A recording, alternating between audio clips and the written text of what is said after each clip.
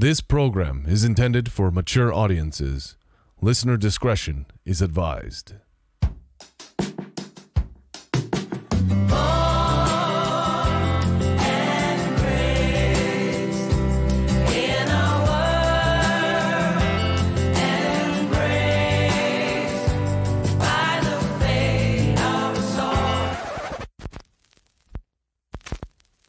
Bad Priest. Episode 12. Scratch.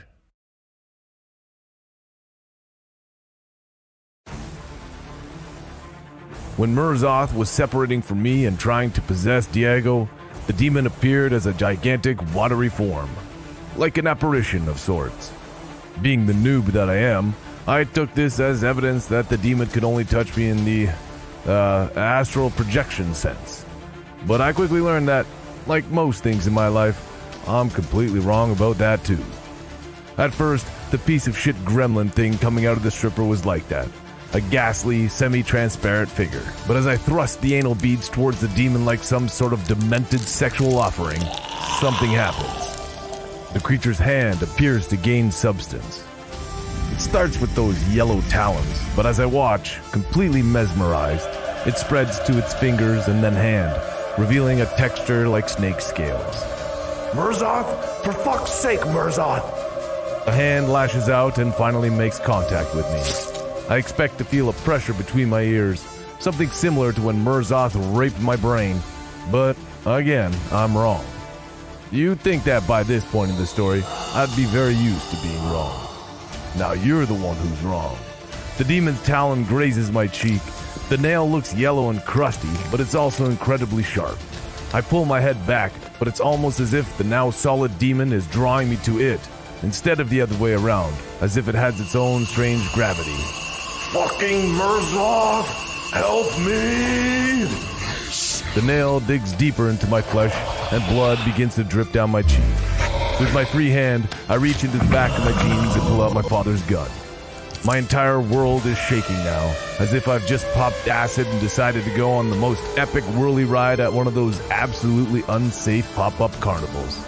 Ah! It's like I'm moving through quicksand as I fight to bring the gun to the stripper's head. Not the demons, because I can still see through that, but the girl in the black lingerie. As the nail digs deeper still, I feel a searing pain, and I start to squeeze the trigger. Murzoth, don't make me do this. Fucking priest. I hear the heartbeat and my vision narrows as Murzoth takes over. It's a disorienting and uncomfortable sensation, watching my body move and react without my input. The gun clatters to the ground, and Murzoth grabs the demon's wrist and twists it backwards. The sound that comes out of the girl's mouth can only be described as unholy, which is saying something, considering the woman's chosen profession. Murzoth stares directly into the stripper's eyes, and as hard as she tries, the gremlin demon can't look away. And then I say something. Well, the word comes out of my mouth, but I've never heard it before. I'm not even sure it's English. To be honest, it sounds like a foreign color. The problem is that the male knowledge of colors ends at those listed in the rainbow, so I can't be sure. Cerulean? Maybe. Only it wasn't really cerulean because there are some G's in there that are both silent but somehow still audible. Once again, the stripper moans, and Murzoth finally lets go of her wrist. Her arm falls limply to her side, and then Murzoth thrusts the anal beads forward. The struggle is over. Evidently, the word that Murzoth uttered had broken the demon.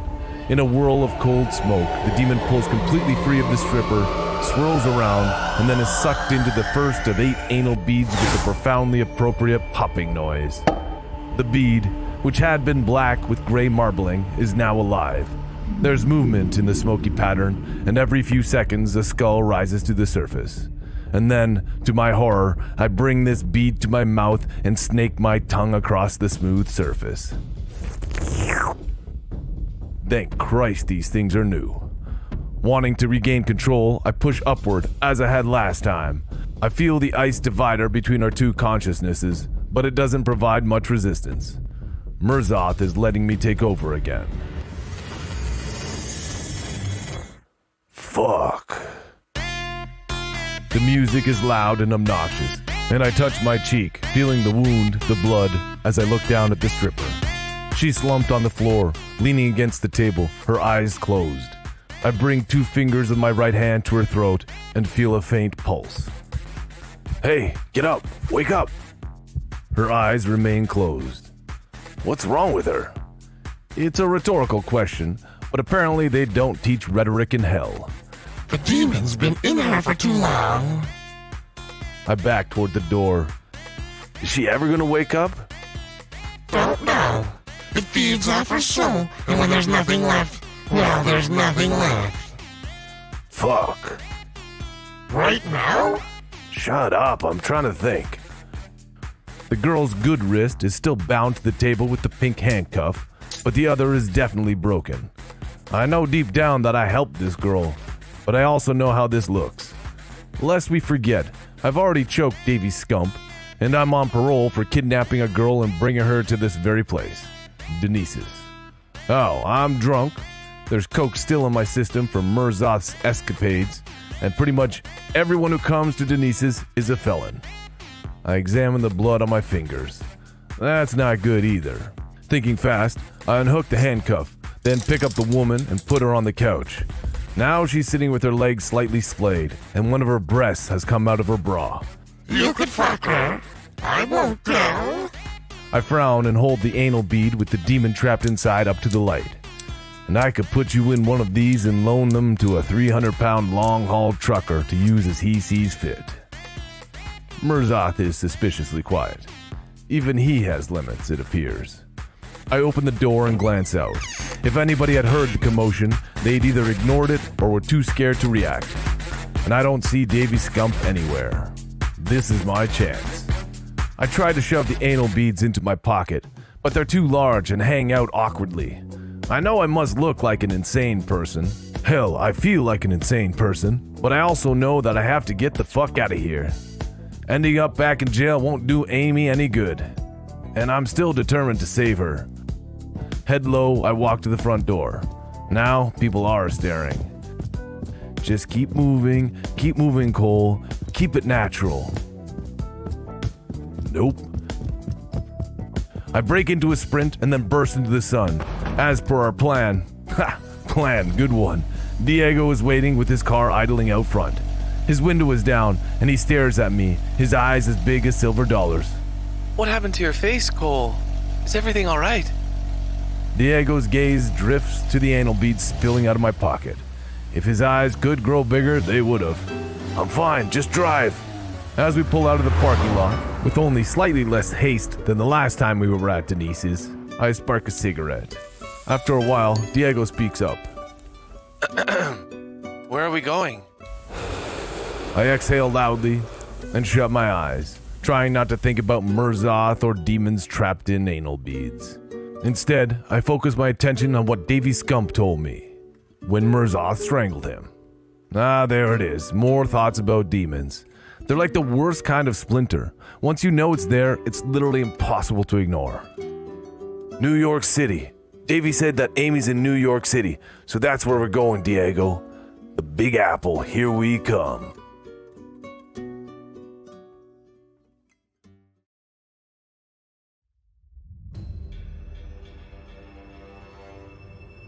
I've been to New York City once before, when I was a much younger lad. It was hot, smelly, and the people, well, they were twisted and demonic. But the place I find myself in now, this is literal hell. I'm back. Satan, please make sure my frequent flyer miles are updated accordingly. I'm staring at the spire, the trident, the mutilated bodies. I'm up to my ankles in a river of blood, and that goddamn demon is birthing those things by the truckload. One of these newborn delights, a hideous demon with a long tongue and leathery wings, flies over to me. I can't move. I want to run. I want to scream, but I'm frozen with fright, and I'm stuck in a semi-coagulated plasma. One of the demon's hands, which is freakishly thin and covered in what I can only assume to be Vernix caseosa, touches my shoulder. Now I scream. Ah! It's okay. It's okay. It's only me. I blink 3 times and my vision clears. Diego's leaning over me, bloody gauze in his hand. I push myself backward, still breathing heavily, and look around. Where am I? Where the fuck am I? It's okay, Father Bannen. You're at my place. I didn't want to go back to your apartment because I thought maybe they'd be looking for you there. They, as in the police. If the girl didn't wake up and tell them what I'd done, which honestly I hope she had, Davy Scump sure would. Murzoth might have turned the juice monkey into a bitch, but that would pass, and when it did, Davy would be angry. So angry that he'd want to try and save face any way possible. We need to go to New York. Diego nods and balls up the gauze and tosses it into the waste bin. Shit, my beads! I try to get up, but Diego discourages me. I have them. Here. He grabs the anal beads from the counter near the sink. I waste no time in taking them from him. At first, I don't notice anything different. They all appear the same, black with gray swirls inside. But then I see movement. In the very first bead, a skull slowly materializes, comes to the surface, and then vanishes. Thank God. And that's another first for me, thanking the Lord that I hadn't lost my possessed anal beads. Are you going to tell me? My gun! That Diego can't produce, because it isn't here. I dropped it back at Denise's. Oh well, not like it did me any good anyway. Shit, I almost killed a girl with it. I grunt and stand. We have to go to New York City. They'll find us here. What about your parole officer? I shrug. What about him? Remember when I said I only got 8 years for, quote, kidnapping Amy? Well, that wasn't 100% true. What I actually received was 8 to 15 years, but I was granted parole on my very first try. Whoopee. And with my parole comes various conditions. 1. I cannot consume alcohol. Oops. 2. I cannot associate with known felons. Thanks, Davy Scump. Double oops. 3. I cannot consume any illicit drugs. Oops again. I must also maintain stable employment. Nope. I can't leave the state. Ah, that's the one. I find it amusing that this, of everything I've done, is what Diego is most concerned about. Fuck parole. Fuck everything. Fuck everyone. This world is fucked. Ooh, I like that. There he is. And this time I'm glad Murzoth is back, because I have a lot of questions for the beast. Hey, Diego, do you have anything to drink? Please, my face hurts. Diego hesitates, but he eventually leaves me alone in the bathroom. When he's gone, I stare again at the anal bead. The skull repeatedly appears and disappears as I watch. Cerulean. I try to remember the sounds that Murzoth made with my mouth when he called out the demon, but I just can't nail it. Cerulean. Cerulean. The word just appears inside my mind. What the fuck does that mean? It's the demon's name.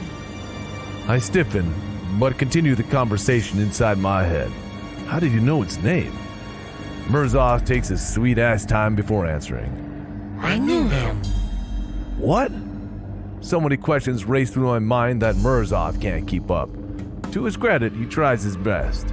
Cerulean was a piece of shit in hell. Nobody liked him. That's why he came here. What do you mean? I mean, nobody fucking liked the demon. But how did you know it was him? I saw him, for fuck's sake. Little gremlin head and pointy fingers. Fuck, you've got some stupid dumbass questions, you know that, Father Bannen? I'm just trying to... Sorry, no Johnny Red, but... In Diego's hand is a bottle of vodka. One I've never seen before. He hands it over and I take a long swig. The rubbing alcohol Diego used to clean my face probably tastes better than this swill. But you know the old saying, the worse something tastes, the better it works. Hell, Buckley's designed an entire company around this idea. You really think Amy and her dad are in New York City? I picture the fear I'd seen on Davy's face. I'm sure. I take another sip of vodka. It's terrible, but I force it down anyway. And then I stop. Something occurs to me, something I hadn't thought of before. On the 2 occasions that Murzoth was able to take over, really take over, I was wasted. And when Diego had nearly been possessed himself, he'd been drinking too. I lower the bottle. All of a sudden, I'm not as thirsty as I was moments ago. Listen, if we're gonna be stuck together, if we're gonna work together, we need to have a little chat, lay some ground rules. Father? I don't answer, Diego. I just shake my head suddenly and stare at my reflection in the mirror. My eyes flicker, and I see my brown irises being replaced by a deep crimson color, reminding me of when I've been transfixed by Mirzot's eyes and transported to hell. Ground rules, yes. But first, Father Bannen, I need to feed. Because if I don't feed, things are going to get really messy.